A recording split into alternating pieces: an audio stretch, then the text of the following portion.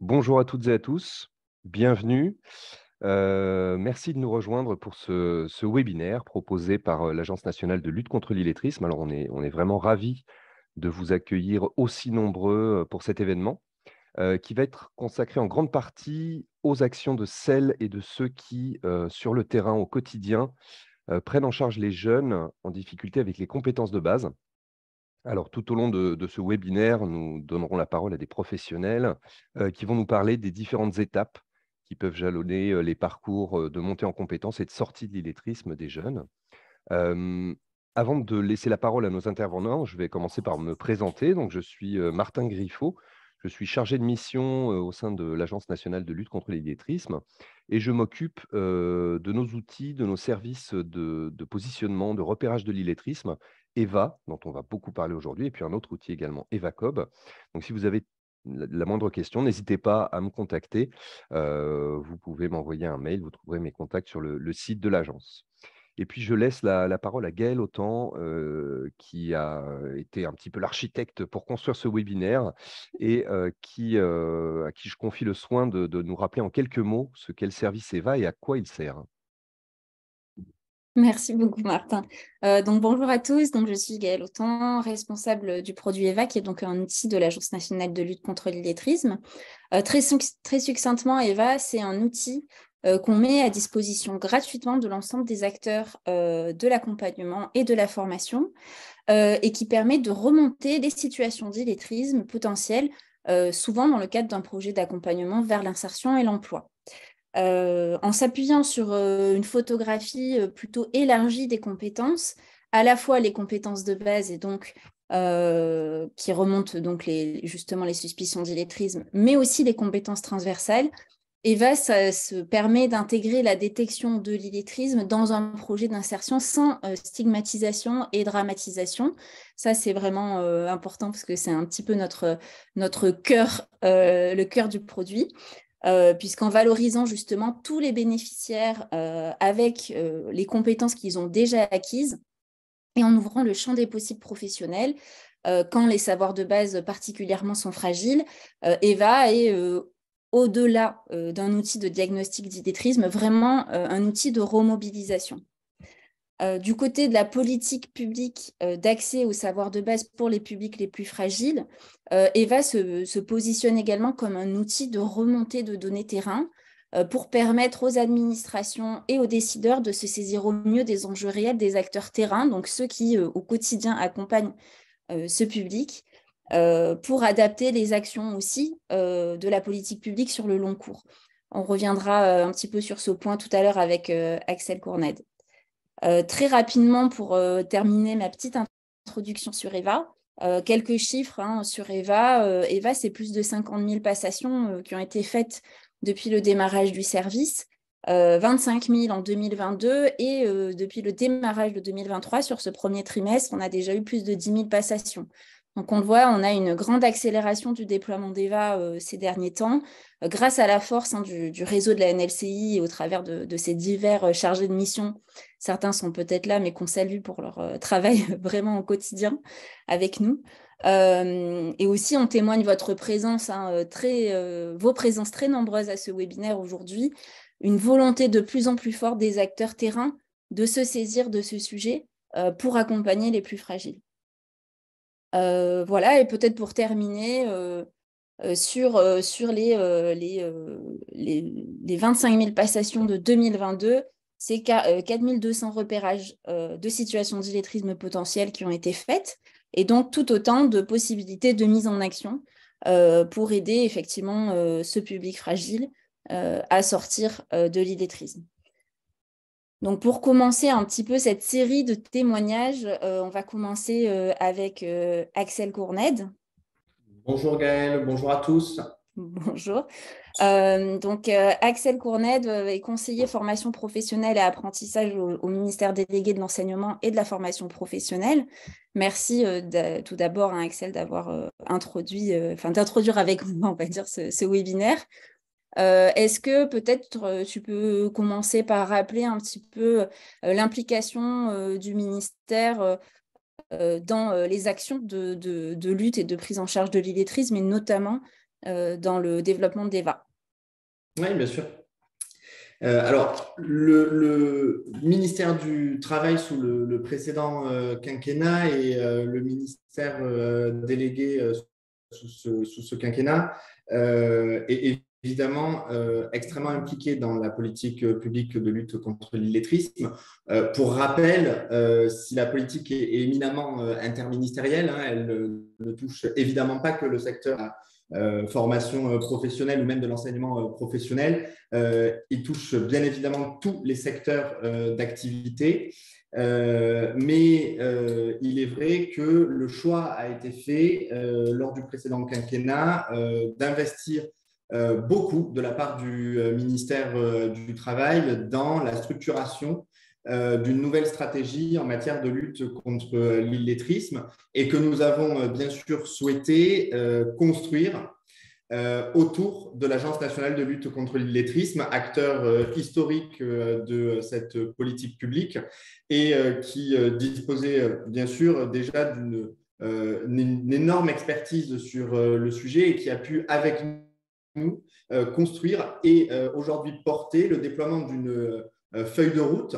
en matière de lutte contre l'illettrisme. Et finalement, cette feuille de route, celle à laquelle aujourd'hui ce ministère délégué est toujours évidemment fidèle, elle posait comme objectif à moyen terme de systématiser du mieux qu'on peut la détection des situations d'illettrisme. Parce que lutter contre l'illettrisme, répondre aux problématiques de l'illettrisme, et j'insiste sur le pluriel parce qu'elles sont nombreuses, c'était d'abord être en capacité de repérer les personnes qui en souffraient et ensuite de qualifier le besoin en formation qui en résultait.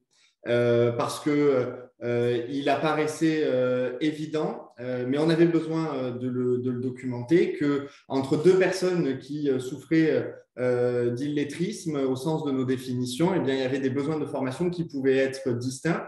Je prends un exemple qui est peut-être le plus marquant, c'est que 50% des personnes que l'on estime être en situation d'illettrisme dans notre pays sont en emploi.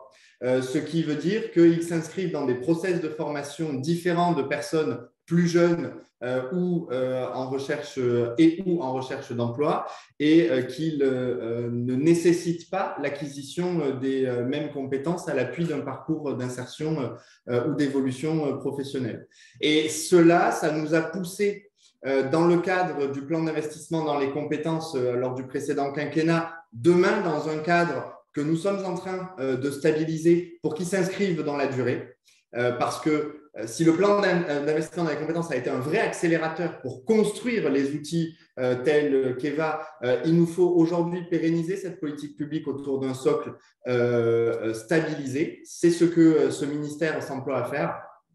Le plan d'investissement dans les compétences, il a permis d'acter le développement d'outils de détection de l'illettrisme et c'était tout le sens de ce qui était cette start-up EVA et qui, parce que c'est une vraie réussite et je le souligne et j'en félicite d'ailleurs tous ces architectes, aujourd'hui nous offre une solution uniforme, déployable dans tous les organismes qui accueillent des publics susceptibles d'être en situation d'illettrisme, simple, qui n'est pas culpabilisant et qui offre un véritable accompagnement à la fois de la personne qui passe ce test, mais également de celui qui est à côté de lui pour l'accompagner dans la passation de ce test. Et c'était vraiment important pour nous qu'on ait une approche globale de cette situation de détection de l'illettrisme.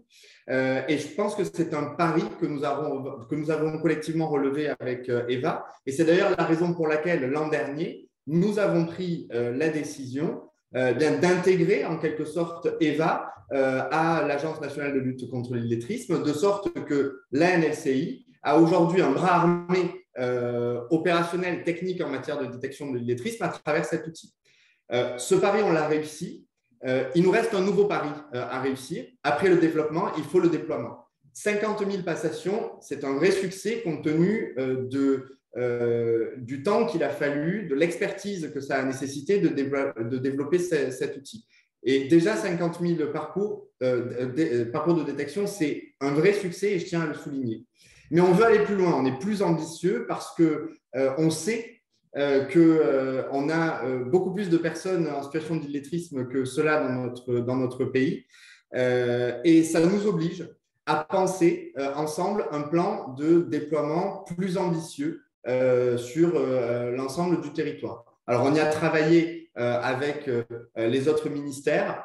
On y travaille très activement avec les équipes de la NLCI.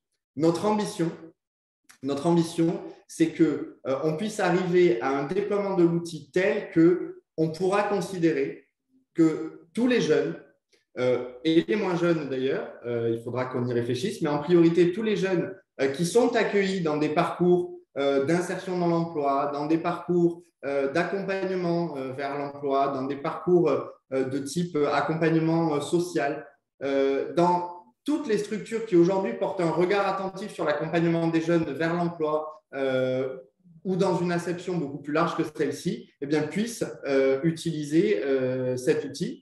Demain, et parce que je suis aussi conseiller à apprentissage auprès de la ministre, il est possible eh bien, que dans les CFA, et pour ceux qui accueillent les plus jeunes d'entre eux, ou sur les premiers niveaux de qualification, eh bien, on puisse aussi déployer ce réflexe EVA pour être certain que la pédagogie qui va être délivrée dans le cadre de la formation, eh bien, elle ne souffre pas d'un frein lié à une situation plus ou moins sévère d'illettrisme ou d'électronisme. C'est extrêmement important pour nous parce que c'est la condition à la fois d'une meilleure orientation de ces publics vers ce que nous considérons être la quintessence du rôle de l'État, c'est-à-dire permettre à nos concitoyens d'accéder au savoir de base, parce que c'est là qu'on fait société, parce que c'est là qu'on donne les clés de la cohésion sociale, parce que c'est là qu'on donne les clés de la réussite professionnelle, mais également de sa pleine intégration dans la société.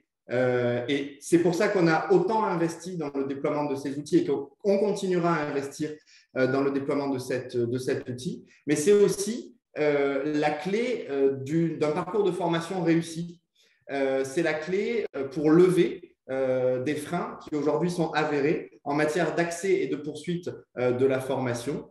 Et tout cela, si on regarde, la pierre angulaire, c'est qu'il faut détecter les personnes en situation d'illettrisme. Et c'est exactement pour ça qu'on a mis les moyens dans EVA et c'est exactement pour ça que nous déploierons dans les mois à venir et pour les années à venir une vraie stratégie de déploiement massif de l'outil EVA auprès de différentes structures qui interviennent auprès de notre public cible, c'est-à-dire les jeunes peu ou pas qualifiés, les jeunes éloignés de l'emploi.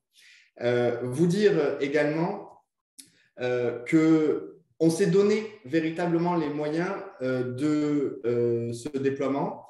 D'abord parce que nous reconduisons évidemment d'une année sur l'autre les moyens qui sont affectés à cet outil et plus généralement à la politique publique de l'apprentissage. Nous les avons considérablement renforcés, je le disais avec le plan d'investissement dans les compétences, mais nous les avons également renforcés l'an dernier. Nous continuerons cet effort parce qu'il est essentiel à nos yeux.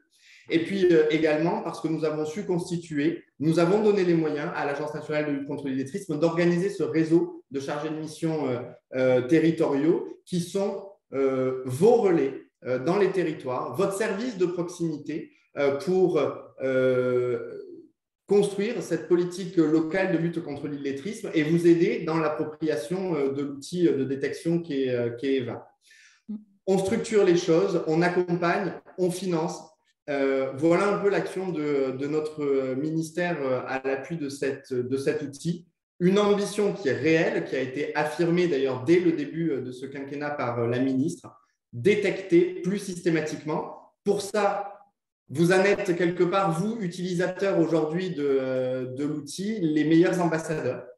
Parce que je crois que cette réussite, c'est aussi vous qui avez participé en faisant vos retours d'expérience, en faisant en sorte que l'outil colle à vos process, à vos moyens, à vos méthodes. L'outil qui est aujourd'hui, c'est cette co-construction et ces échanges qui a participé à en faire une réalité. Il faut que ça continue. Mais de la même manière que nous déployons les moyens pour systématiser cette détection de l'illettrisme, eh bien, on compte sur vous, je compte sur vous, la ministre compte sur vous pour en parler, faire connaître cela dans vos réseaux, diffuser quelque part la bonne parole, si je puis dire, de sorte que on puisse convaincre, non pas par la contrainte, mais par le succès de l'outil dans votre action au quotidien, et surtout parce que, in fine, eh bien, on met des situations d'illettrisme à jour et on se met en position d'y répondre par la formation, par l'orientation, par la formation. C'est là aussi tout l'intérêt pour ce ministère de déployer EVA, c'est qu'au-delà de la solution d'illettrisme qui constitue, c'est aussi un moyen pour nous, décideurs publics, pour les acheteurs de formation, pour les prescripteurs de formation, de capitaliser sur de la donnée fiable, actualisée, et qui permet d'orienter et d'informer sur les besoins en formation dans nos territoires. C'est extrêmement important. La data que l'on tirera d'une passation de plus en plus importante de ce test est essentielle à chaque maillon de la chaîne de décision.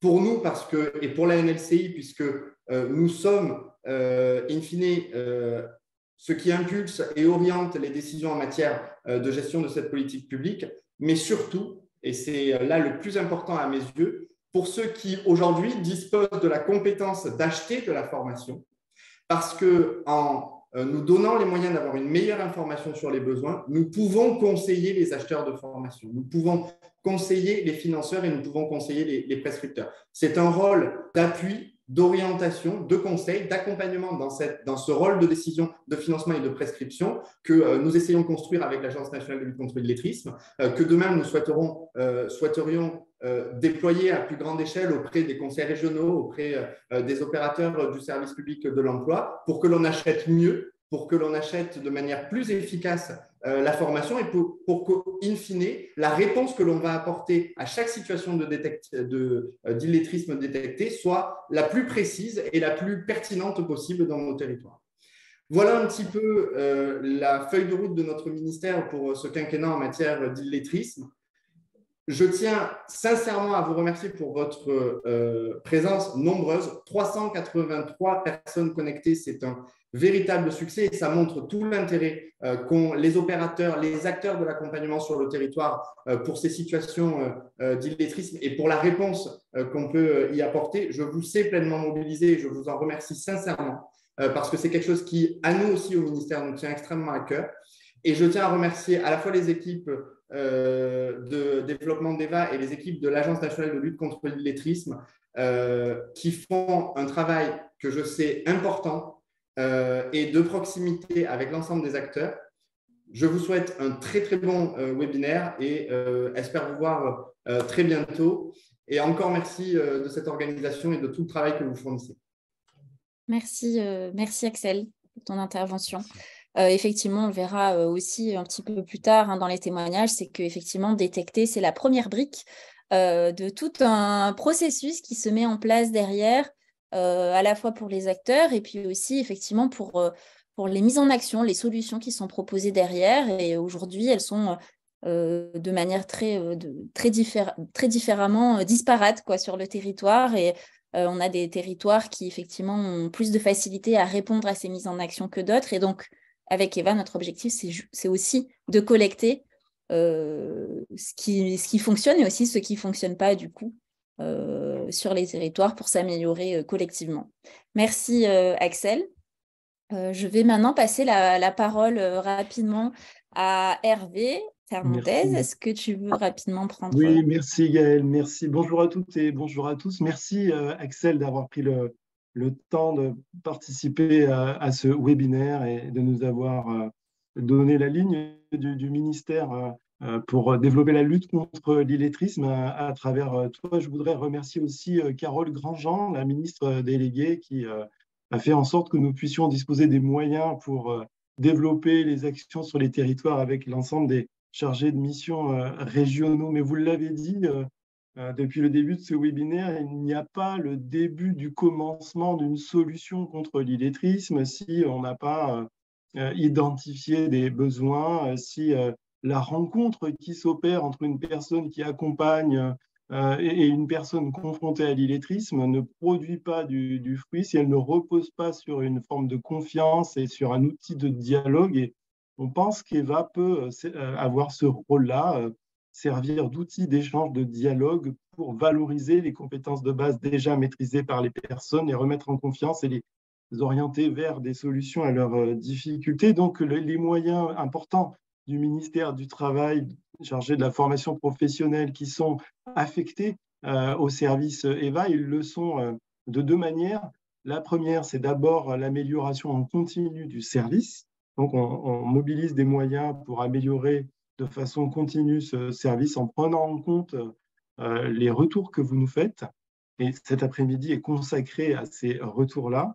Et puis, le deuxième poste de dépense, je dirais, c'est celui du déploiement de ce service-là.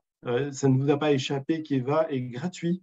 Il est mis à disposition du réseau gratuitement. Mais rien de ce qui est mis à disposition n'est gratuit en réalité. Et donc, le ministère du Travail investit pour que vous puissiez utiliser ce service gratuitement. Et c'est un des leviers puissants aussi de son déploiement. Gaël l'évoquait, il y a 50 000 passations depuis la mise à disposition du service, mais l'utilisation du service a doublé en un an. On fait l'hypothèse qu'on va doubler encore cette année. Donc, c'est dire l'importance de l'utilisation de plus en plus massive. Et donc, on va accompagner ce développement, ce déploiement. C'est le défi qu'on doit relever, comme l'évoquait Axel. On a des points d'ancrage, des leviers. On s'est donné comme priorité de travailler avec les réseaux de l'apprentissage, ceux qui proposent des solutions de prépa-apprentissage aussi, de préparation à l'apprentissage. On s'est donné comme priorité aussi de travailler avec les plateformes de lutte contre le décrochage, avec ceux qui travaillent auprès des décrocheurs, ceux qui proposent, ceux qui accompagnent les jeunes qui ont un CEJ+, un contrat d'engagement jeune. On s'est donné comme priorité aussi de travailler avec tous ceux qui proposent des solutions dites de seconde chance. On s'est donné comme priorité aussi de travailler avec des réseaux nationaux qui vont pouvoir utiliser EVA et déployer EVA en leur sein. Ce sera le cas, c'est le cas déjà avec l'AFPA. On s'est donné comme priorité aussi de prendre en compte la réalité de ce qui a été expérimenté. Et je remercie beaucoup Sylvie Clam de Pôle emploi d'avoir accepté de nous faire un retour sur l'expérimentation qui a eu lieu au sein de Pôle emploi, de faire ce retour sur usage parce que ça nous éclaire dans la modification à apporter à ce service. Et puis, comme ce service va nous permettre de disposer à la fois de la connaissance du profil des personnes qu'on a en face à face pour mieux les accompagner vers une formation, il va nous permettre aussi, de façon plus anonymée, de disposer d'informations sur la présence de l'illettrisme sur les territoires. Et cette information va nourrir l'Observatoire de l'illettrisme et de l'électronisme qui est installé parce que Carole Grandjean et la DGEFP soutiennent aussi cette initiative, ont décidé qu'on devait avoir une connaissance fine de ce problème de l'illettrisme et de l'électronisme pour mieux mobiliser des moyens, en tout cas mobiliser des moyens qui soient à la hauteur de ces enjeux. L'Observatoire va pouvoir utiliser ces sources de données aussi. Je voudrais vraiment remercier l'équipe qui a préparé le webinaire et tous les intervenants aussi qui ont accepté d'apporter leur témoignage. Et, super, merci beaucoup. Webinaire. Désolée de faire un petit peu la police. Alors, là, on va commencer à rentrer un petit peu dans les exemples d'usage d'EVA. Et un des exemples qui nous semble vraiment intéressant de partager, puisqu'EVA a rapidement en fait, été déployé au sein des missions locales, qui constituent aujourd'hui 40% des passations d'EVA. Alors, c'est en train effectivement d'évoluer, on a de plus en plus d'utilisateurs d'autres types. Mais c'est vrai qu'EVA est quand même majoritairement utilisé dans les missions locales et dans différentes circonstances. Et là, on va partager avec vous le cas d'un accompagnement en mission locale où les passations d'EVA sont systématisées en entrée d'accueil. Alors, bonjour Gina. Oui, bonjour Gaëlle. Est-ce que peut-être vous pouvez commencer par vous présenter votre structure, votre poste au sein de votre structure? D'accord. Alors, je suis chargée de projet à la mission locale de la Guadeloupe. Donc, nous sommes une mission locale régionale avec à peu près 100 salariés et effectivement une trentaine de points d'accueil sur tout le territoire de la Guadeloupe. Voilà. D'accord. Et vous accompagnez combien de jeunes par an à la mission locale de la Guadeloupe? Par an, depuis Covid, on a eu une baisse, mais par an, c'est environ 8000 jeunes accompagnés. Donc, c'est D'accord. vrai que depuis Covid, on a eu une petite baisse. Donc, on est entre 7500 et 7800 jeunes. Voilà. D'accord. Et dans le cadre de l'utilisation d'EVA, quel rôle vous jouez un petit peu dans le déploiement d'EVA au sein de votre structure? Eh bien, mes missions, en fait, sont essentiellement orientées vers la coordination de l'offre de services destinée aux jeunes accompagnés dans le cadre du SEJ, essentiellement. Mais plus généralement, bon, l'ensemble des jeunes dans le PACEA ou d'autres dispositifs dédiés à l'accompagnement des jeunes. Et donc, singulièrement concernant EVA, il s'agit effectivement de l'utiliser de manière optimale, de manière à ce qu'on puisse proposer un accompagnement qui soit adapté aux jeunes détectés potentiellement en situation d'illettrisme. À quel moment EVA intervient dans le parcours d'accompagnement? Depuis le SEJ, effectivement, il s'agit pour nous de le faire passer avant l'entrée dans le dispositif. C'est-à-dire que dès les premiers contacts avec le jeune à la mission locale, donc l'inscription, il passe un autre test qu'on appelle la Ligue diagnostic, qui fait un diagnostic global de sa situation. Et on fait également passer le test EVA de manière à ce qu'on puisse évaluer sa maîtrise des compétences de base. Et donc, à partir de là, on peut effectivement orienter le jeune vers le bon dispositif. Donc, si c'est le SEJ ou si c'est dans le PACEA, où là, il aura un peu plus de temps et des ans pour pouvoir petit à petit se mobiliser et travailler sur son projet. Et donc, il s'agit ensuite, après la passation du test, une fois que la restitution est faite, de recevoir individuellement les jeunes, notamment ceux qui sont détectés, voilà, potentiellement en situation d'illettrisme, et d'avoir un échange avec eux. Au cours de cet échange, on essaye en fait de verbaliser les choses, comment dire, de manière simple, mais aussi de manière à ce qu'ils puissent eux-mêmes se rendre compte qu'il y a des difficultés qu'ils peuvent surmonter sans forcément employer des termes trop péjoratifs, puisque il ne faut pas qu'ils se sentent stigmatisés par rapport à leur niveau de compétence, hein. Justement, l'idée, c'est de leur montrer que par rapport au projet peut-être qu'ils souhaitent réaliser, il leur manque un niveau de compétence et que nous, en fait, on est en capacité de les accompagner, non seulement pour pouvoir évaluer au travers d'activités diverses ses compétences et ensuite de pouvoir l'orienter en fonction de son choix professionnel. D'accord. Voilà. Et est-ce que du coup, là, Eva, le fait que son format soit justement un format jeu, qui est Mhm. également pas que les restitutions, enfin pas que les compétences de base qui sont restituées, mais aussi des compétences transversales qu'on peut valoriser, ça vous aide du coup pour justement peut-être dédramatiser Tout l'illettrisme à ou des... fait. Tout à fait, puisque dans le cadre de notre projet Mes compétences se valent, on vient identifier avec le jeune et insister sur ces compétences transversales qui sont également détectées. Puisque le jeune, il arrive à la mission locale, mais il a déjà un parcours. Il a déjà des choses qu'il a réalisées, qui sont très positives parfois, et d'ailleurs, il ne s'en rendent pas compte. L'idée, c'est vraiment de valoriser en fait ce parcours, ces compétences transversales qui sont détectées et de faire le parallèle avec le projet également, en lui disant que voilà, tu peux passer très très peu de temps en formation, comme tu peux tout simplement aussi passer des périodes de stage qui vont te permettre tout simplement de te remettre un peu en selle et de t'aider justement à concrétiser ce projet-là. Donc on le sait, Eva, c'est un outil qui permet de repérer des situations d'illettrisme.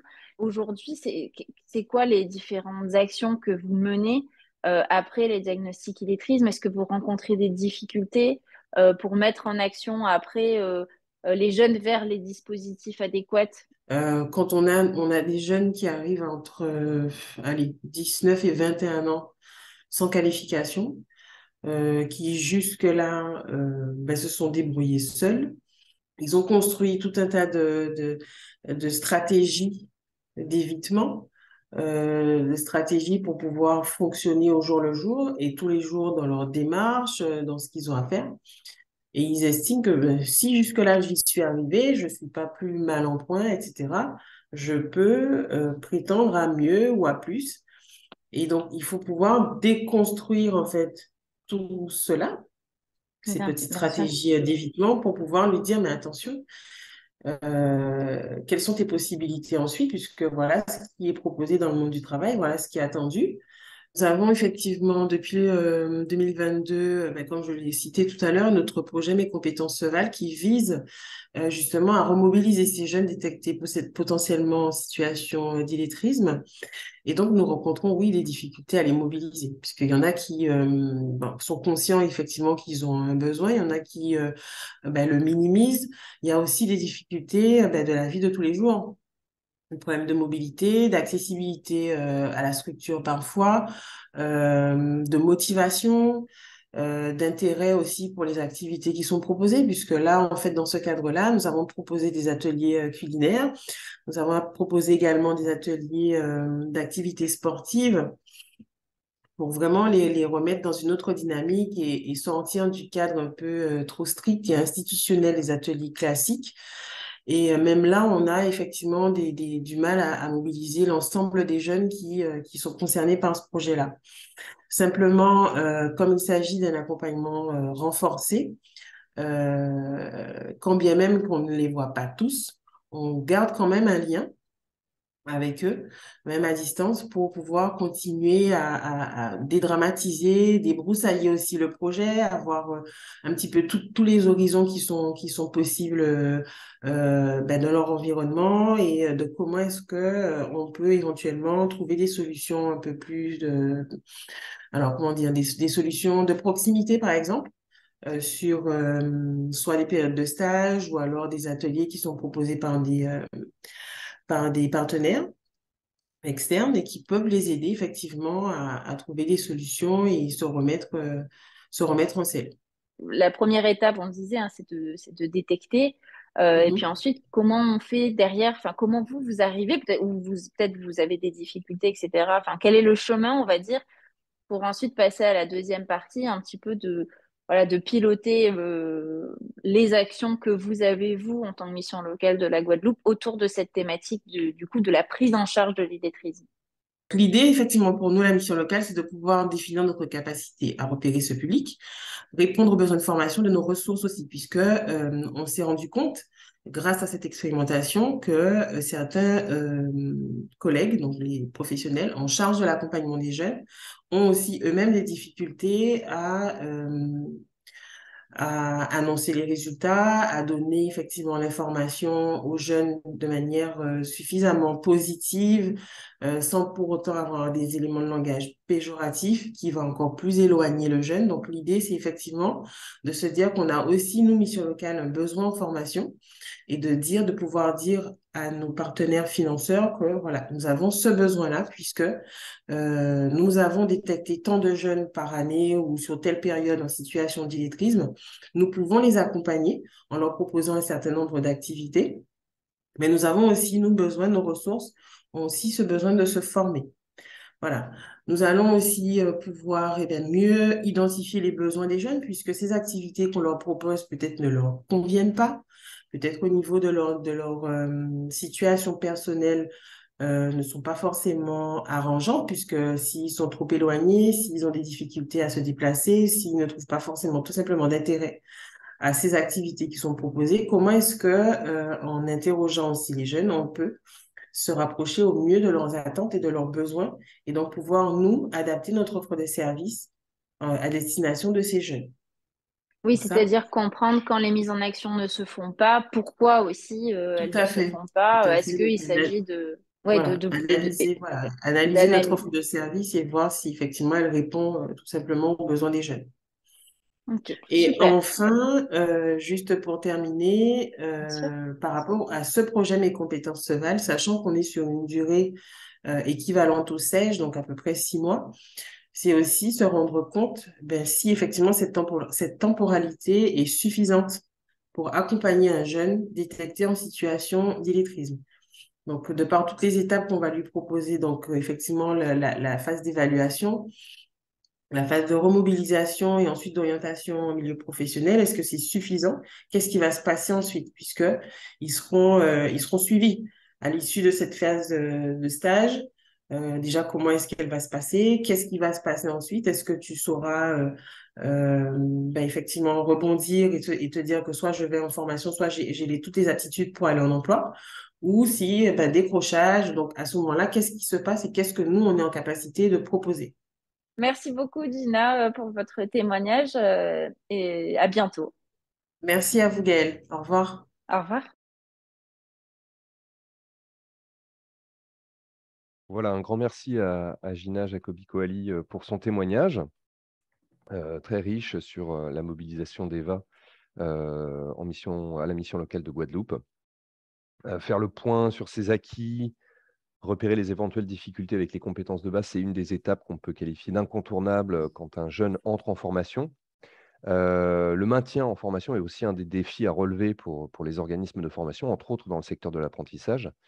Et on constate que les taux d'abandon des jeunes qui ont un niveau infra-bac sont significativement réduits si une prise en compte des difficultés avec les savoirs de base est organisée dès le départ. Et c'est le choix qui a été fait au sein de l'EA-CFI, organisme de formation en Île-de-France. Et nous avons le plaisir d'accueillir Christian Faudéré, qui est responsable de projet chez l'EA-CFI. Christian, bonjour. Bonjour. Merci de nous rejoindre et de participer à ce webinaire. En quelques mots, est-ce que vous pouvez nous expliquer l'EA-CFI, de quoi s'agit-il? Oui, alors l'EA-CFI est une école de la Chambre de commerce d'industrie de Paris, comme l'est Gobelin ou Ferrandi pour les plus connus. Et donc à l'EA-CFI, nous enseignons dans les domaines de la ville, tous les métiers de la ville, à savoir les performances énergétiques chaud-froid, les travaux publics, la maintenance de véhicules particuliers et poids lourds, les espaces verts. Donc on a des domaines assez variés au sein de nos formations et nous sommes présents sur 5 sites autour de Paris. Alors, un site à Paris, Orly, Gennevilliers, Jouan-Josas et Aubergenville. Donc, les ACFI accueillent 2000 étudiants environ par an, et avec des formations qui vont des petits niveaux CAP jusqu'au master, avec le gros de la troupe quand même qui se situe au niveau, enfin, sur les CAP, Bac Pro et BTS. Voilà, c'est en 2 mots, les ACFI, c'est voilà, ce genre de public. Donc nous, alors je vous explique un petit peu la démarche, c'est ça? Oui, bah, si vous pouvez nous préciser un petit peu à quel moment vous avez décidé de mettre en place voilà, ce test sur les compétences de base en entrée. Est-ce que c'était quelque chose que vous faisiez auparavant? Est-ce que voilà, vous avez changé un petit peu vos pratiques en mettant en place EVA? Pourquoi aussi ce choix de l'outil EVA? Ok. Alors Eva, alors c'est un souhait qui est remonté de la part de nos enseignants. En fait, régulièrement, on entendait nos enseignants se plaindre du niveau très très bas de nos apprenants. Et donc, à un moment, la direction de l'école a souhaité bah, mesurer un petit peu ce niveau et m'a demandé, alors, enfin, en 2 mots d'ailleurs, moi je m'occupe de tout ce qui est pédagogie numérique, c'est-à-dire en gros de mettre en place du e-learning au sein de l'école et d'accompagner nos apprenants et nos enseignants aussi vers la transformation numérique en utilisant un LMS, donc notre plateforme d'e-learning qui s'appelle Blackboard, entre autres, mais aussi en accompagnant nos jeunes à l'utilisation d'un identifiant unique qui permet d'ouvrir l'accès à plusieurs outils qu'on leur met à disposition. Et donc, lorsqu'on nous a passé la commande de mesurer un petit peu, de faire une image du niveau de nos jeunes, j'ai cherché un petit peu. Alors, c'était pas évident parce que du coup, on ne sait pas trop comment évaluer nos jeunes de façon la plus juste possible. Et puis, je Mhm. suis tombé sur ce que vous proposiez, Eva Cobb d'abord, et puis ensuite, on avait échangé ensemble, Martin, et tu nous avais conseillé de nous orienter vers Eva. Alors, on a choisi Eva rapidement pour plusieurs raisons. Déjà, bon, la première, on ne va pas se mentir, c'est que l'outil est gratuit, la plateforme est gratuite, donc le déploiement était tout de même largement simplifié. La possibilité de créer autant de campagnes qu'on voulait. Donc, nous, on a choisi l'option de créer une quinzaine de campagnes correspondant aux 15 Mhm. tests que nous souhaitions mettre en place. Et puis aussi le côté serious game qui, pour nos publics, était plutôt intéressant et plutôt simple d'utilisation. Donc, on est parti l'année dernière sur un test auprès de nos petits niveaux, c'est-à-dire CAP, Bac Pro. Donc, ça représente à peu près 15 classes en première année. Donc, c'était vraiment l'idée, c'était de mesurer en entrée en formation le niveau des uns et des autres. Donc, on l'a déployé dès la rentrée et on l'a intégré en même temps que ce qu'on mettait en place sur justement l'appropriation de leurs espaces numériques, l'initialisation d'un mot de passe, d'une messagerie, enfin, ce genre de choses, les tests obligatoires Mhm. sur la Ouais. sécurité. On a toute une batterie de choses à la rentrée qu'on met en place. Donc, on a intégré Eva là-dedans. Donc, c'était chaque enseignant référent qui accompagnait sa classe. Et donc, le lien était présent dans notre outil d'e-learning Blackboard. Donc, ça s'est plutôt bien passé. Ça s'est étalé sur plusieurs semaines, voire mois quand même, pour que tout le monde y passe. Et puis, en sortie des tests, on a établi des statistiques sur les niveaux par campus qu'on a ensuite présenté à chaque manager de programme pour effectivement constater qu'on avait pas loin de, alors ça dépendait des campus, mais on pouvait avoir pas loin de 25% d'illettrisme potentiel. Donc c'est vrai que là, du coup, ce qu'on entendait de la part des enseignants s'est révélé être un chiffre important. Donc donc on a donné aussi le moyen à chaque manager de contacter des missions locales pour proposer aux jeunes de se rapprocher de ces missions. Bon, ça a été fait plus ou moins avec du suivi. Je pense qu'on est plutôt dans cette phase maintenant. On a cartographié correctement le niveau. Maintenant, il faut qu'on s'améliore sur la deuxième partie, c'est-à-dire accompagnement, mise en Oui. place de solutions et d'outils. D'ailleurs, pas plus tard qu'hier, j'étais en contact avec vous pour ce genre de choses. Et puis, on compte surtout aussi reproduire l'exercice à la rentrée prochaine pour les premières années et les deuxièmes années. Donc, les deuxièmes années, c'était les premières années de l'année dernière. Donc, pour pouvoir voir un petit peu l'évolution, est-ce que ce qu'on a mis en place a porté ses fruits? Est-ce qu'il faut qu'on s'améliore sur certains points? Et puis, on en a profité pour proposer. Alors, on utilise des outils pour l'apprentissage de l'anglais. Bon, un outil qui s'appelle Seven Speaking, pour ne pas le citer, qui propose également du FLE, du français Mhm. langue étrangère. Donc, on a incité tous les jeunes. Et donc là, on n'a pas, on ne voulait pas stigmatiser telle ou telle personne. Donc, on a vraiment incité tous les jeunes à utiliser aussi l'environnement FLE pour s'améliorer. Donc, du coup, c'est ce qu'on a proposé à nos jeunes. Et puis Et vous avez d'autres actions aussi, alors soit en projet, soit déjà mises en place, pour intéresser les jeunes, pas forcément sur l'apprentissage de la langue, mais par le biais d'actions. Vous nous parliez hier justement, et ça m'a marqué, mais d'un projet d'escape game. Est-ce que vous pouvez nous en dire quelques mots? oui, alors, j'ai proposé ce projet cette semaine à la direction qui l'a accepté.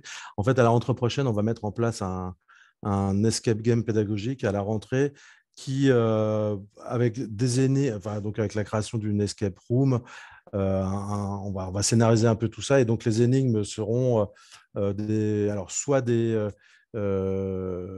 tests de compétences qui auraient été acquis l'année passée, donc avec un enseignant qui va être un maître de jeu et qui va vérifier que tout est correctement acquis et qui va éventuellement, en sortie d'Escape Game, réorienter sa pédagogie sur des zones qui auraient été pas bien comprises.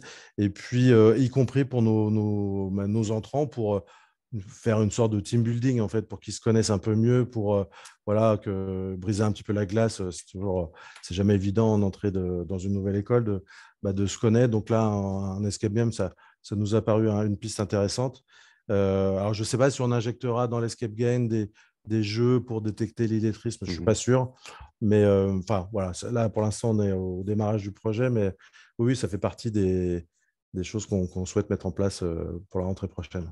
Ben, merci en tout cas pour votre participation. C'est vrai que ce qui nous a intéressé aussi quand on a échangé avec vous, c'est cette idée de mettre en place un test-retest Ouais, avec les deuxièmes années. ouais, C'est vrai qu'Eva peut aussi être mobilisée en ce sens pour mesurer les progrès. Alors voilà, avec quelques petites précautions à prendre, puisque si les passations sont rapprochées, il peut y avoir des effets d'apprentissage, mais c'est vrai que d'une année à l'autre, c'est là, ça. ça peut peut-être avoir un intérêt de mesure de progrès. Et je pense qu'on va également l'étendre à nos BTS. En fait, les enseignants nous le demandent d'ailleurs, hein. Donc, je pense qu'on va vraiment le déployer là. On était un peu dans une phase, dans une année test, et ça s'est globalement très, très bien passé. Donc, je pense que maintenant, on va l'étendre à tous nos niveaux et toutes nos années. Et donc, avec voilà, la possibilité de faire des statistiques derrière, je pense que voilà, ça, c'est vraiment quelque chose qu'on souhaite. Et il y a eu un très bon accueil de la part des jeunes, sauf sur l'exercice des cookies, mais que vous avez réduit. Donc, du coup, je pense que cette année, ce sera plus sympa. Mais bon, ils nous disaient régulièrement que c'était un peu trop long. Mais là, je crois qu'hier, vous nous avez dit que c'était Oui, un oui, peu mais plus. en effet, c'est précieux pour nous d'avoir les retours de terrain, à la fois des prescripteurs de l'évaluation, mais aussi des bénéficiaires, ceux qui passent vraiment les tests. Et si en effet, bon, ben, c'est trop long ou c'est voilà, trop pénible, on s'adapte aussi. En effet, on a modifié deux des modules suite à des retours qu'on a eus. Donc normalement, maintenant, la durée est un peu plus courte. On arrive toujours à mesurer correctement les compétences. Mais c'est vrai qu'on prend aussi en compte les retours qui peuvent nous être faits. Bah, écoutez, Christian, un grand merci. Merci à Et vous. puis, à très bientôt donc pour la suite du partenariat avec Léa CFI. Avec plaisir. Au revoir. Pour continuer, on va rester dans le monde de la formation. On va vous proposer un témoignage d'une formatrice de l'AFPA qui intervient dans le cadre de la promo 16-18. Alors, la promo 16-18, c'est un dispositif qui est proposé par l'AFPA et qui consiste en un accompagnement personnalisé des jeunes qui va leur permettre de faire le point sur leurs compétences, leurs envies, leurs projets, qui va leur permettre de découvrir des métiers, des personnes qui ont des parcours, qui ont des engagements qui peuvent être inspirants pour les jeunes. Donc la promo 16-18, ça peut servir à préparer un parcours d'alternance, préparer une entrée en formation, un engagement au service civique, voire une prise d'emploi directement. Et à noter que l'AFPA fait partie des administrateurs de la NLCI et au niveau national, l'AFPA participe aussi au déploiement et à la généralisation de l'outil EVA dans les centres AFPA. Donc je vais lancer cette petite vidéo. Bonjour Marie-Zélia. Bonjour, madame. Alors déjà, peut-être pour commencer, est-ce que vous pouvez un petit peu vous présenter la structure dans laquelle vous travaillez? Alors, moi, je suis madame Marie-Zélia Malabeuf, j'ai 48 ans. Je travaille sur la promo 16-18 hors les murs du centre de Saint-Herblain, donc en Loire-Atlantique. Et j'ai intégré la promo en octobre 2022. D'accord. Et hors les murs, ça veut dire que c'est pas au sein du centre AFPA. Euh, Alors, le hors les murs, en fait, c'est un dispositif un peu spécifique des promos. Euh, Effectivement, on est hors centre, on est délocalisé. Donc, par exemple, moi, sur Nord-sur-Erdre, le lundi, mardi, mercredi, j'ai les jeunes en présentiel sur Nord-sur-Erdre. Et le jeudi et vendredi matin, en distanciel. Voilà, on doit faire preuve d'autonomie, d'indépendance, d'esprit d'équipe aussi, puisque voilà, on travaille en connexion avec nos équipes, avec les équipes du centre. Et puis, la principale différence aussi, c'est que le hors les murs va au plus proche des jeunes éloignés des promotions, de la formation. Donc, on va les chercher à leur domicile et on les ramène si besoin. Du coup, vous utilisez Eva dans le cadre de votre accompagnement. Comment vous mobilisez l'outil? Alors, moi, je mobilise l'outil en début de parcours, en général dans la première semaine, les 2 premières semaines du parcours d'intégration, de formation. Ça me permet d'avoir un aperçu de leur niveau. L'application est ludique, rapide, et puis ça me permet de donner une direction à mon action sur les compétences socles. Après, je m'en sers tout au long du parcours de formation, puisque je mets cette évaluation en référence au bilan et à la mission locale, au conseiller ML. D'accord, ok. Donc, Et je l'intègre dans le parcours, dans le bilan de formation, en fait. comment l'outil Eva, il est perçu auprès des jeunes que vous accompagnez? Est-ce que on sait que c'est pas toujours facile pour les personnes qui sont éloignées de l'emploi de faire des tests, hein, donc enfin voilà, comment le public vit ces passations? Alors moi, je le présente en début de parcours. Je le présente, c'est quand même très ludique.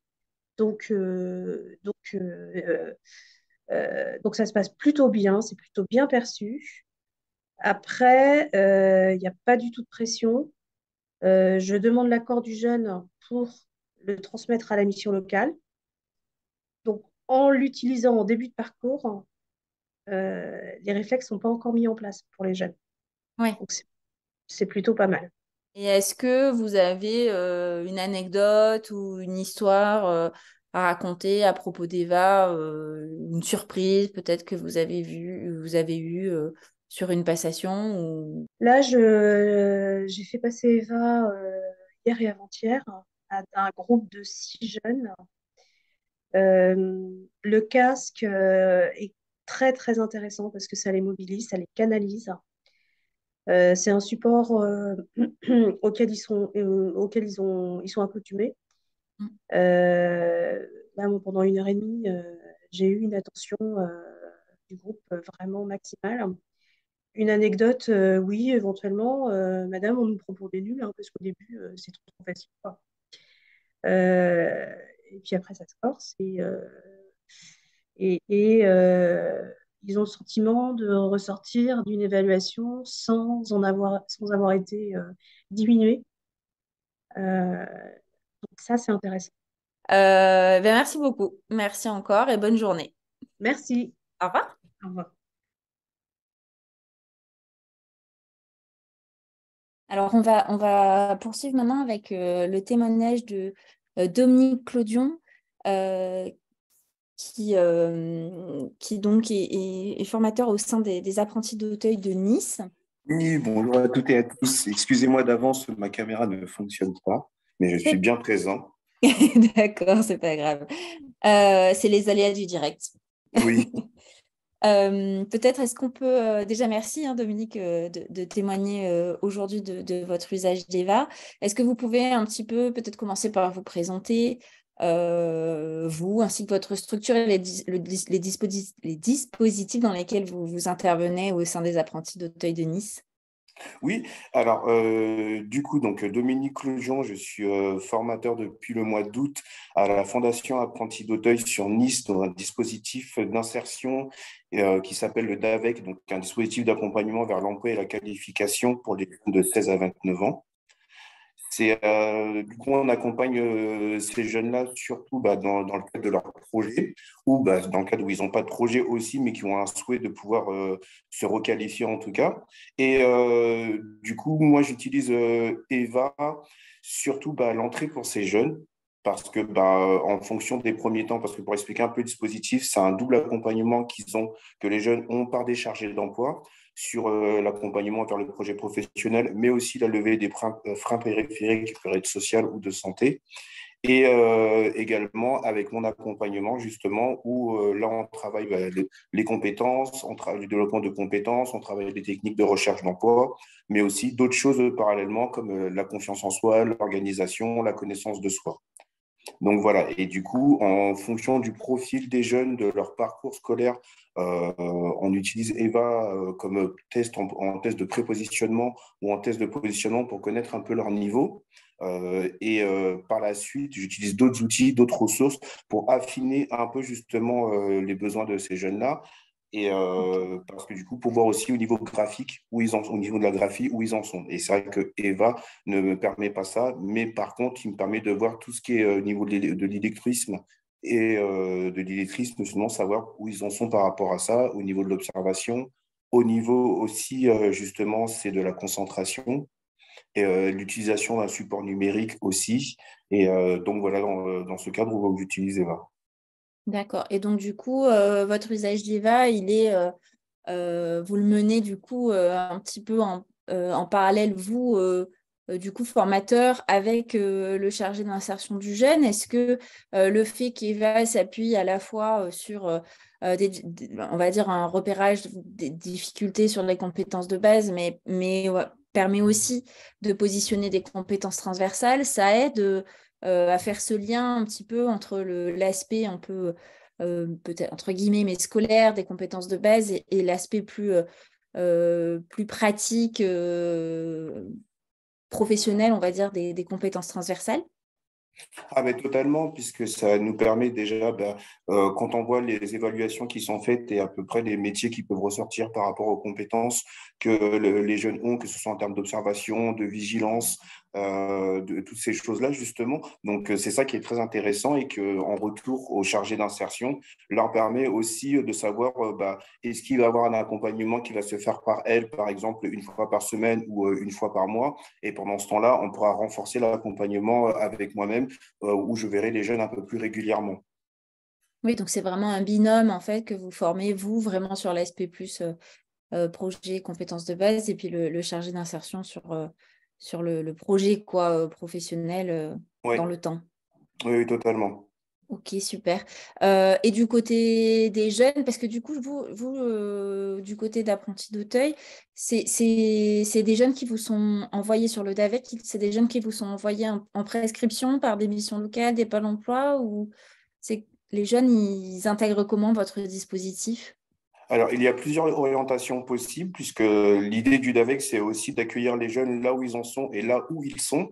Donc, on a autant la possibilité de pouvoir avoir des orientations par les différents partenaires institutionnels comme la mission locale ou le Pôle emploi et qui on travaille beaucoup, avec aussi tous les travailleurs sociaux, le dispositif de l'accompagnement d'aide sociale à l'enfance, mais également par le bouche à oreille des habitants. D'accord, ok. Super. Eh bien, écoutez, merci beaucoup pour ce témoignage. À bientôt. Merci d'avoir pris Merci le temps beaucoup à vous. de venir partager tout ça avec nous. On va poursuivre maintenant avec un cas d'usage qui est assez récent, puisqu'on travaille depuis peu avec la protection judiciaire de la jeunesse, donc c'est vraiment un démarrage. Mais on a effectivement une unité d'accueil de jour donc à Cayenne, en Guyane, qui utilise EVA dans un service éducatif de milieu ouvert et qui a bien voulu nous fournir son témoignage vidéo qu'on a enregistré aussi cette semaine pour effectivement montrer un petit peu l'utilisation d'EVA dans le cadre d'un accompagnement en milieu ouvert. Est-ce que vous pouvez peut-être commencer rapidement par vous présenter? Je m'appelle Mathieu Détrel, je travaille à la protection judiciaire de la jeunesse sur le territoire de la Guyane et plus précisément à Cayenne et je suis professeur technique dans une mission insertion. Donc on prend en charge des jeunes sous main de justice, principalement entre 16 et 18 ans et principalement des garçons. Vous utilisez EVA dans votre activité. Est-ce que vous pouvez un petit peu nous en parler, nous expliquer comment vous l'utilisez auprès des jeunes que vous accompagnez? Ça fait un peu plus d'un an maintenant, je pense qu'on utilise EVA. C'est un outil qui nous permet, nous, de faire de l'évaluation sur les jeunes qu'on reçoit. Donc, c'est souvent quelque chose qu'on utilise au début de la période d'accompagnement avec le jeune. Au départ, c'était principalement pour le niveau scolaire. Et en fait, on s'est rendu compte que l'outil EVA il présentait d'autres avantages, notamment sur le champ des compétences liées à des compétences professionnelles. Donc, on l'utilise vraiment en évaluation diagnostique. Plutôt au départ de la prise en charge pour faire une évaluation qui va nous servir à la fois à nous, aux jeunes et après aux partenaires vers lesquels on est susceptible de l'orienter, en fait, pour déterminer un peu son niveau. Alors, ça peut être soit déterminer un niveau scolaire, dans le cadre de l'entrée à une formation ou à une remise à niveau, pour faciliter, je dirais, un petit peu le travail des personnes vers qui on va orienter. Soit nous, on a un professeur qui intervient aussi de manière hebdomadaire, qui donne des cours de la remédiation scolaire, et lui, ça lui permet d'avoir aussi une évaluation sur le niveau. Le constat était qu'on a quand même beaucoup de jeunes, nous, qui sont en situation d'illettrisme, qui sont pas d'origine obligatoirement française, donc c'est pas leur langue maternelle, c'est pas la langue qui est parlée chez eux, donc ils la maîtrisent pas toujours très bien, que ce soit à l'écrit ou à l'oral. Donc c'était une manière pour nous d'avoir un outil d'évaluation qui est assez intéressant, et puis de pouvoir derrière en fond, spécifier un petit peu le travail qui peut être fait par le professeur qui intervient avec eux. D'accord. Et du coup, le volet du coup plus moins scolaire et plus professionnel, vous vous en servez comment? Alors, on s'en sert parce que souvent, nous, on travaille avec des jeunes qui sont, pour la plupart, en échec scolaire ou qui l'ont été, du moins, ou qui ont abandonné l'école, et qui n'ont pas une vision très positive de l'école et de leur niveau. Et que du coup, bah moi, en tant que travailleur social, je m'attache surtout à travailler avec les potentialités des jeunes. Et que souvent, si elles sont pas sur le niveau scolaire, elles sont sûrement ailleurs, et notamment dans des compétences d'adaptation et des compétences professionnelles. Du coup, c'est vrai que l'évaluation EVA, elle est intéressante pour ça parce qu'elle permet de montrer à partir de certaines connaissances, comme les capacités de compétences, pardon, comme les capacités de concentration notamment, voilà, de faire ressortir des compétences chez des jeunes, ce qui n'est pas obligatoirement évident quand on fait un test de niveau, justement, et de leur faire un parallèle entre le fait qu'à un moment, même si on n'a pas encore des compétences scolaires solides, on peut avoir des compétences professionnelles qui sont déjà peut-être pas obligatoirement acquises, mais en cours d'acquisition, et on peut s'appuyer là-dessus pour leur dire, pour les valoriser un petit peu, renforcer un petit peu ces signes de soi, et aussi pour leur montrer dans ce domaine de découverte un petit peu de domaine d'activité vers lequel ils pourraient aller. C'est-à-dire qu'à partir d'une compétence qui est repérée comme une capacité d'attention qu'on peut avoir, quelle liaison ça peut avoir avec quel type de métier ou quel domaine d'activité. Voilà. Donc ça les ouvre un petit peu parce que souvent le champ professionnel, ils ne le connaissent pas trop. Ils ont des visions des fois un petit peu biaisées de certains domaines d'activité. Et là, ça leur permet de mettre en face d'un domaine d'activité des compétences qui sont liées, qu'ils peuvent déjà avoir un petit peu et qui peuvent déjà leur donner je dirais des inspirations pour la suite ou l'orientation de leur projet professionnel. Ok, super. Et est-ce que ça vous aide du coup de s'appuyer un petit peu sur ces compétences professionnelles transversales pour raccrocher un peu à l'intérêt ou de la remise à niveau sur les compétences de base? Est-ce que du coup le lien se fait facilement compétences de base, compétences professionnelles?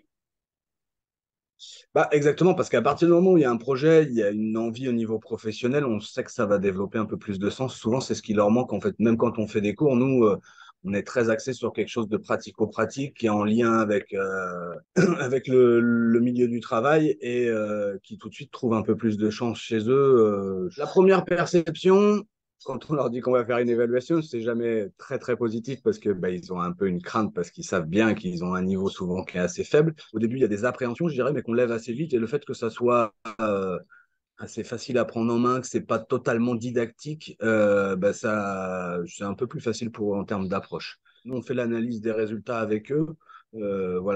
Cette partie-là aussi, elle est intéressante pour nous parce que c'est un temps d'échange à partir d'une base qui est assez neutre, qui vient pas spécifiquement de nous, qui est traité de la même manière pour tout le monde. Et que du coup, à partir de là, nous, c'est des points qui permettent aussi pour eux de s'auto-évaluer et de découvrir à un moment des niveaux de compétences qu'ils n'avaient peut-être pas soupçonnés. Est-ce que vous avez une belle histoire ou une anecdote ou quelque chose qui voilà, vous revient en tête sur une passation d'EVA avec un jeune, quelque chose qui vous a amené une découverte ou une discussion, enfin voilà, un peu une belle histoire. Ouais, ouais, enfin, je pense que c'est l'étonnement d'un jeune voilà, qui a une très faible estime de lui, qui a des grosses difficultés même pour s'exprimer en français. Puis quand on a fait les résultats, voilà, il y a des petites formes de graphiques et qui a pu percevoir à un moment qu'au niveau des compétences, alors même si bon français c'était très compliqué, mais au niveau des compétences, alors je sais plus c'était lesquelles réellement, mais en tout cas il y avait des résultats qui étaient plutôt satisfaisants. Alors, je ne sais plus la phrase qu'il utilisait, mais c'était avec ses propres mots pour me dire, en gros, qu'il était très étonné de se voir aussi bon et qu'il me dit, ça fait longtemps que j'avais pas travaillé et que, en plus, là, j'ai travaillé et j'ai eu des bons résultats et voilà, il y avait une fierté en lui qui était assez intéressante et que ça a été le début d'une remobilisation qui était plutôt positive pour lui euh, et qui lui a permis, enfin voilà, il est parti travailler dans la logistique aujourd'hui et il y a ce test-là, enfin dans la partie du test là où il faut tout classer, je ne sais plus comment vous appelez ça, mais il a super bien réussi étonnamment et du coup je pense que ça lui a, enfin voilà, on est parti en rigolant en lui disant bah tu vois, tu pourrais ranger dans les rayons, tout ça et 2 semaines après, je faisais un stage dans un magasin où justement, je faisais de la mise en rayon, état de stock et tout. Et c'est ce qu'il a développé comme projet professionnel. Donc voilà, c'était plutôt un moment où, voilà, où l'outil là vient permettre de faciliter une remobilisation, une réorientation, redonner du sens à un jeune qui se sentait un peu perdu et pas en capacité de. Voilà.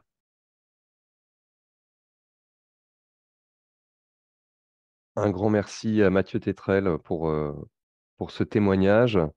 Pour conclure cette série de témoignages, cette série de retours sur les usages et sur les possibilités d'usage du service EVA, on va s'intéresser à un cas particulier, au cas particulier des demandeurs d'emploi, alors jeunes et moins jeunes, qui ont été au centre d'une expérimentation menée avec le Pôle emploi, en partenariat entre la NLCI et le Pôle emploi entre 2021 et 2022. Pour vous présenter ce projet qui a été particulièrement enrichissant pour le déploiement, mais aussi pour le développement du service EVA, je vais donner la parole à mesdames Sylvie Clam et Anne-Marie Da Silva. Donc Sylvie Clam, chef de projet, et Anne-Marie Da Silva, adjointe de direction à la direction générale de Pôle emploi. Bonjour à toutes les deux. Bonjour Martin. Voilà, bonjour à toutes les deux. Merci pour votre participation. On vous a demandé, voilà, si vous étiez d'accord pour nous faire un petit retour sur le démonstrateur mieux accompagner les situations d'illettrisme, voir un petit peu ensemble enfin, d'où est partie l'idée, comment ça s'est construit, et puis les conclusions aussi de ce démonstrateur. Donc, je vais partager le diaporama que vous m'avez fait parvenir. Oui, alors pas de crainte, il est assez touffu, mais on va passer assez rapidement sur les premières diapos. Ça fait longtemps, effectivement, qu'on travaille ensemble avec la NLCI et Pôle emploi. Et de fait, lorsque vous nous avez demandé d'utiliser, de tester cet outil EVA, on s'est dit que ça valait la peine de réfléchir un petit peu plus globalement. On a quand même 900 agences. Et l'idée, c'est de se dire comment on allait pouvoir porter des orientations nationales et structurer une stratégie d'accompagnement justement de ces situations d'illettrisme. Donc, on s'est dit que le meilleur moyen, ce qu'on fait habituellement à Pôle emploi, c'est qu'on fait un démonstrateur. Donc, c'est-à-dire qu'on fait une petite expérimentation en quelque sorte sur une durée réduite avec un nombre réduit d'agences qui sont impliquées dans ces démonstrateurs. Là, pour le coup, l'idée, c'était de se demander est-ce que on peut repérer plus vite des situations d'illettrisme auprès des demandeurs d'emploi, en sachant qu'on ne repère pas de façon systématique, puisqu'on a un public qui est quand même beaucoup plus varié, en fait, avec des niveaux de qualification qui sont quand même très différents les uns des autres. Comment on fait aussi pour faciliter aux conseillers la prise de parole sur ce sujet, sur cette question de l'illettrisme, et comment on facilite pour le conseiller aborder cette question. Ce n'est pas forcément toujours simple, en tout cas pas pour l'ensemble d'entre eux. Pour les plus aguerris peut-être, mais pour les plus récents, c'est plus difficile. Et comment il n'est pas seulement question de repérer, mais c'est quelles solutions on propose ensuite et quelles solutions on va mettre à disposition pour ces demandeurs d'emploi qu'on a repérés comme étant en situation d'illettrisme. On a souhaité aussi proposer une action qui mobilisait l'ensemble du collectif, c'est-à-dire tous les conseillers d'une agence, et y compris, par exemple, on a des volontaires en service civique dans nos agences qui sont en première ligne puisqu'ils reçoivent souvent des personnes dans nos zones d'accueil pour les accompagner sur les outils numériques et donc qui sont tout à fait là en capacité de pouvoir identifier des personnes qui pourraient être en situation d'illettrisme. Et on a également, bien sûr, déjà on avait dans certains territoires des référents illettrisme qui étaient déjà mobilisés dans ces agences. Et donc, on a aussi, dans les agences qui ont participé à ce test, mis des binômes de référents illettrisme et de psychologues du travail, puisqu'on a aussi des psychologues du travail dans chacune des agences. On a depuis de nombreuses années, on a 2 modules de formation en fait, qui sont disponibles à Pôle emploi donc pour sensibiliser ou approfondir la connaissance des conseillers sur comment on repère des situations d'illettrisme. Donc, comment ce développement de compétences, bien évidemment, bénéficie au repérage et l'intégration de l'outil EVA également dans ce test pour l'ensemble des demandeurs d'emploi qui auraient été repérés. Voilà. Donc, je vous passe un petit peu les questions qu'on a investiguées. En tout cas, l'idée du test, c'est d'impliquer le tout le collectif, de définir également des indicateurs pour pouvoir, en fait, aussi mesurer les résultats de la période passée à tester cet outil EVA notamment. Donc, on a, sur la diapo suivante, peut-être, Martin, nous avons sollicité les régions. Et donc, on a 6 régions et 12 agences qui ont été impliquées dans ce démonstrateur. Donc, 5 régions en France métropolitaine et une région d'outre-mer, la Réunion, qui a beaucoup travaillé avec 2 agences voilà, qui ont été impliqués sur ce territoire et dont certains, j'ai vu, étaient déjà connectés aujourd'hui sur ce webinaire. Et toutes les régions ont été très impliquées. Si on peut simplement passer à l'étape d'après, parce que là, c'était simplement pour indiquer un petit peu. Voilà. L'idée aussi du démonstrateur, c'était de construire un processus et des outils qui ont été partagés avec l'ensemble des agences, parce que ce n'est pas tout de repérer. Enfin, dans une agence, un collectif qui est souvent important, il faut pouvoir suivre le fil. Donc, la première phase, bien évidemment, ça a été proposer un développement des compétences à l'ensemble du collectif. Donc, soit une sensibilisation sur lesquelles, évidemment, la NSTI a également été partie prenante. Donc, la sensibilisation pour tous, des modules approfondis pour des conseillers référents. Et ensuite, évidemment, aussi les modules pour l'appropriation d'EVA pour les conseillers qui allaient faire passer les tests. On a également construit différents outils, un kit de déploiement en fait, avec des fiches de faisceaux d'indices pour comment on peut plus facilement repérer les personnes qui seraient en situation d'illettrisme. Une fiche d'orientation interne pour pouvoir suivre le fil de la personne une fois qu'elle a été orientée, comment on suit son parcours et comment on l'oriente vers le bon conseiller qui va faire passer le test et ensuite qui va lui faire la restitution. Un argumentaire pour être plus percutant en fait dans la proposition du test et s'assurer que les personnes adhèrent à l'idée. Et ensuite, on a créé bien évidemment des codes de pilotage de cette action. Deuxième phase, toute la phase de repérage. Donc là où toutes les parties prenantes en fait ont mené les différentes actions donc de remplissage et transmission des fiches d'orientation au référent illettrisme, puisqu'on avait décidé que c'était plutôt le référent illettrisme qui allait accompagner la passation des tests.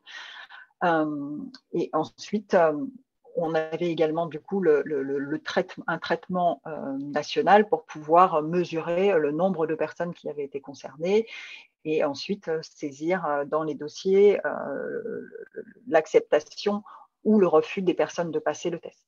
Voilà. Donc, ce test lui a été proposé et ensuite, après la passation du test, les modalités étaient définies localement, de savoir si elles étaient collectives ou individuelles, bien sûr. Et les restitutions, par contre, toujours individuelles avec les personnes. Voilà.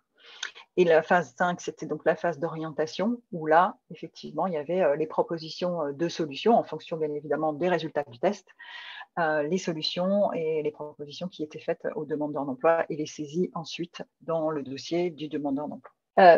Simplement, on vous a mis également un petit peu le rétro-planning pour… voilà, c'est quand même une… ça nous a demandé un petit temps de cadrage, hein, puisqu'on a passé 2 mois à faire à construire l'ensemble des outils et à cadrer. Ensuite, il y avait eu toute la phase d'intégration des agences dans ce dispositif. Donc, il fallait effectivement prévoir la phase de formation en fait, des collectifs et puis d'explicitation des attendus du démonstrateur. Et ensuite, pour une phase de test qui s'est déroulée de mars 2022 à fin juin 2022. Donc, une phase préparatoire qui était tout de même assez longue et dont il faut tenir compte, à notre avis. En tout cas, quand on travaille en agence locale, c'était absolument nécessaire de pouvoir bien préparer les collectifs, l'ensemble des collectifs. Et pour le coup, je vais céder la parole à Anne-Marie qui va, de son côté, vous présenter les résultats que nous avons observés. Bonjour. Alors, du coup, quel résultat en fait de ce test dans nos agences? Alors, des résultats en fait très satisfaisants, hein, globalement. Donc, en fait, on voit en fait que la sensibilisation a permis en fait un repérage efficace. Donc, en fait, globalement, en fait, ce que disent les conseillers, en fait, c'est que l'outillage est assez simple et attractif, et donc du coup, qu'il leur permet d'être plus à l'aise pour repérer en fait les situations d'illettrisme. Voilà. Pour repérer, en parler aussi, hein, parce que c'est un sujet suffisamment sensible qu'il faut aborder avec suffisamment de tact. Donc voilà, donc à l'aise pour repérer, évoquer et aborder la situation avec les demandeurs d'emploi. Donc on le voit, on a à peu près, nous on a formé en fait 367 conseillers en agence, donc à peu près 70% des effectifs des 12 agences qui ont participé au test.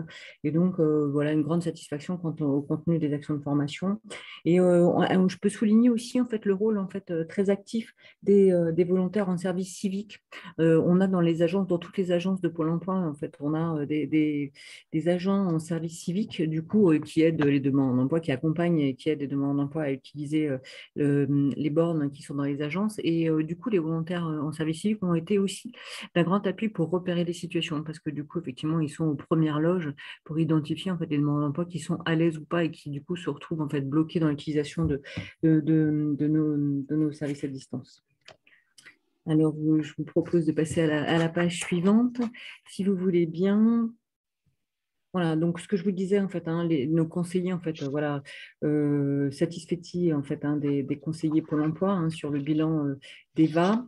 On voit en fait que 7, alors je ne sais pas si à distance, je le vois très bien, moi je le vois très bien parce que je le supporte sous les yeux, mais donc en fait, on voit la première ligne, en fait, hein, 7 conseillers sur 10 hein, considèrent que EVA permet d'objectiver les compétences de base et de demande d'emploi et de les aider à faire le point sur leurs compétences. Et du coup, en ça, en fait, c'est important puisque l'outil vise effectivement à mettre en évidence en fait, des situations en fait, d'illettrisme, mais il a permis aussi de mettre en avant et de valoriser en fait, des compétences acquises. Donc voilà, donc du coup, ça permet aussi quand même en fait, aux demandeurs de prendre confiance. Un outil qui permet aussi d'ouvrir le champ des possibles, hein, puisqu'en fait, on peut effectivement amorcer une entrée en formation, redonner confiance aux demandeurs d'emploi, c'est les chiffres qu'on trouve en fait en bas du graphe, hein, avec plus de 5 demandeurs d'emploi sur 10 en fait, qui disent que ça leur a redonné confiance. Et alors, du coup, peut-être en fait le bémol, mais qui n'est pas lié en fait au test, hein, qui est lié en fait aux solutions, puisqu'en fait c'est bien de repérer, c'est bien d'accompagner les demandeurs d'emploi en fait dans le repérage de la situation, mais parfois en fait on manque de solutions. Hein. Quand je dis le manque de solutions, en fait je parle globalement, hein, puisque l'accès à la formation, c'est la compétence en fait, du conseil régional, et du coup parfois il n'y a pas forcément en fait le centre de formation à proximité qui permettrait aux conseillers, aux demandeurs d'emploi en fait, d'accéder à une formation. Et puis, il y a aussi la problématique pour les demandeurs d'emploi en fait, qui souhaitent retrouver un emploi très vite et qui, du coup, ne se donnent pas, en fait, n'ont pas le temps en fait, de rentrer en formation. Donc, voilà. Donc, Donc, en fait, c'est un peu le résumé en fait, de ce que je vous disais. En fait, c'est bien de repérer, mais du coup, en fait, il faut vraiment en fait, qu'il y ait des solutions qui soient accessibles et en nombre suffisant sur les territoires avec les des partenaires. En fait, ça peut être effectivement l'Éducation nationale, le Conseil régional, des associations et ainsi de suite. Et pour le coup, sur la formation, peut-être en fait, ce qu'on a constaté, parce qu'on constatait les conseillers, c'est que c'est vrai que donc les demandes pas privilégient le retour à l'emploi et que si on doit chercher des solutions, en fait, il faut au-delà en fait, des connaissances de base, que ce soit aussi des formations en fait, à visée professionnelle pour que le demandant pas ait pas l'impression en fait, de retourner à l'école, mais que du coup, en fait, il apprenne tout en apprenant aussi, en fait, en faisant évoluer sa qualification. Et ça, pour le coup, je pense que c'est important. Voilà, et donc du coup, dans les mois qui ont suivi la passation du diagnostic, donc 172 demandes d'emploi, parmi les 172 demandes d'emploi qui ont passé le test, donc 48% ont bénéficié au moins d'une prestation et 49% ont bénéficié au moins d'une formation. Alors, on peut effectivement avoir des doublons, on peut être dans la situation d'avoir suivi une prestation et d'avoir ensuite enchaîné avec une formation. Tout à l'heure, j'entendais effectivement dire qu'il y a des jeunes en fait, qui décrochent. On a à Pôle emploi en fait, une prestation qui permet en fait, d'accompagner un demandeur d'emploi qui a un projet de formation, mais qui a besoin, pour le coup, en fait, d'être sécurisé. C'est une prestation qui s'appelle Prépa Compétences avec les équipes de l'AFPA. Et du coup, ça permet du coup, de préparer en fait, un projet de formation pour que le demandeur d'emploi aille jusqu'au bout de sa formation. Donc voilà, on peut avoir dans les 172 des demandeurs d'emploi qui ont suivi ce type de prestation avant de rentrer en formation, ce qui est quand même, en fait, voilà, ce qui améliore le taux de réalisation de la formation. Voilà ce qu'on peut vous dire sur le test. En tout cas, nous, on est ravis. En fait, c'est un sujet important pour nous. Je trouve que c'est important, en fait, l'accès à la formation, le développement des compétences. Donc, du coup, on est ravis de l'avoir fait. Et puis, maintenant, on est un peu au milieu du gué, c'est-à-dire, voilà, les solutions. Il faut qu'on développe, en fait, les solutions pour que les demandeurs d'emploi puissent, à un moment donné, voilà, pouvoir suivre des formations pour pouvoir développer leurs compétences. Oui, et encore une fois, je tenais à saluer aussi les équipes de la NFCI et notamment Martin qui a participé au retour d'expérience qu'on a pu faire avec, puisque les agences, sur ces 4 mois, on a fait plusieurs retours d'expérience pour justement aménager avec eux, voir comment ça se passait et avoir le retour également sur l'utilisation d'EVA. Et merci beaucoup pour votre écoute, en tout cas Martin aussi, et les évolutions que vous avez pu apporter à l'outil dont on a pris connaissance et qu'on a largement partagé avec d'autres collègues de notre direction générale pour bien montrer qu'aujourd'hui, la possibilité de passer deux campagnes différentes en fait, sur les compétences de base et les compétences transversales, c'était très intéressant parce que c'est vrai qu'on a une petite longueur qui était inquiétante, qui inquiétait mal de nos agences. Et voilà, je pense que maintenant, c'est derrière nous et que tout devrait bien se passer pour l'avenir. Merci beaucoup pour ce partage. C'est vrai que c'est un démonstrateur qui a été très important aussi pour nous. C'est ce que je disais un petit peu en introduction, mais ça nous a permis d'intégrer des améliorations dans EVA suite au retour des agences qui ont participé à ce démonstrateur. Et je voulais juste insister avant de conclure ce webinaire sur ce dont vous parliez, vraiment l'importance de la dimension formation de l'équipe sensibilisation. C'était vraiment le début du démonstrateur avant même la mise en place d'EVA. Il y a cette chose qui a été évoquée à la fois par la mission locale de Guadeloupe tout à l'heure, par l'AFPA également et puis par vous, d'accompagnement, d'importance vraiment d'avoir des solutions aussi à disposition, d'avoir les ressources pour pouvoir aborder le sujet de l'illettrisme, accompagner les personnes. Puisque, encore une fois, repérer des difficultés et ne pas pouvoir après proposer des prises en charge, c'est dommage et ça peut parfois entraîner des frustrations. En tout cas, un grand merci pour votre retour. Merci à tous les intervenants d'avoir témoigné au long de ce webinaire. Merci à Gaël, merci à Pauline, à Virginie qui ont assuré la modération de ce webinaire. Un petit mot très rapide pour conclure et ouvrir un petit peu. On a parlé des solutions qui pouvaient être proposées. On a vu tout un tas d'acteurs qui interviennent dans la prévention, dans la lutte contre l'illettrisme. Je voulais juste vous rappeler qu'en septembre prochain se tiendra la 10e édition des Journées nationales d'action contre l'illettrisme, donc du 8 au 15 septembre. Et pour conclure ce webinaire, je voulais aussi vous dire que la campagne de sensibilisation des JNAI 2023, donc les Journées nationales d'action 2023, a été mis en ligne et a été diffusé tout récemment. Donc, n'hésitez pas à vous en emparer. On est sur un mot d'ordre autour de en parler pour avancer, avec vraiment cette idée que le tout premier pas, c'est de parler des situations d'illettrisme. Ça peut aller aussi avec le repérage et donc la capacité à en parler juste après.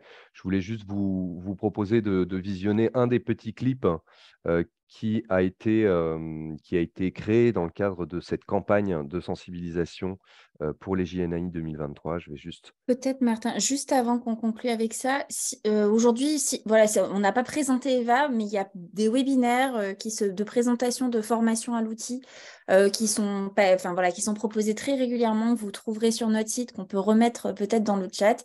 Donc, si vous avez envie d'aller plus loin sur l'outil et de le découvrir plus en détail, parce que là, c'était des témoignages, mais on n'a pas vraiment abordé le cœur du sujet, vraiment présenter l'outil, n'hésitez pas.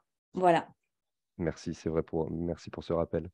Voilà, donc écoutez, un grand merci à toutes et à tous. On vous souhaite une bonne fin de journée. On vous laisse avec ce petit clip de la campagne des JNI 2023. Lui, c'est mon patron. Un mec bien. Un jour, j'ai osé lui dire que je ne savais pas écrire. Il m'a dit « Pas grave, tu vas apprendre ». Et j'ai appris. Pour sortir de l'illettrisme, il faut d'abord en parler. En parler pour avancer. ANLCI, Agence nationale de lutte contre l'illettrisme. Vous aussi, parlez-en au 0800 11 10 35. Appel gratuit.